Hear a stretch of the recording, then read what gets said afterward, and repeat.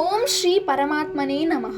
భీముడు తన శంఖాన్ని పూరించిన తర్వాత యుధిష్ఠిరుడు తన అనంత విజయ శంఖాన్ని, నకుల సహదేవులు సుఘోష మణిపుష్పకము అను శంఖాలను పూరించారన్నమాట.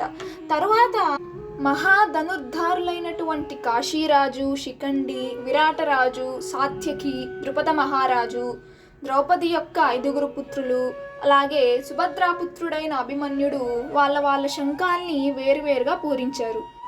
ఆ శంఖానాదములకు భూమి ఆకాశము దద్దరిల్లిపోయాయి. కౌరవ సైన్యంలో ఉన్నటువంటి యోధులందరూ కూడా భయపడిపోయారు.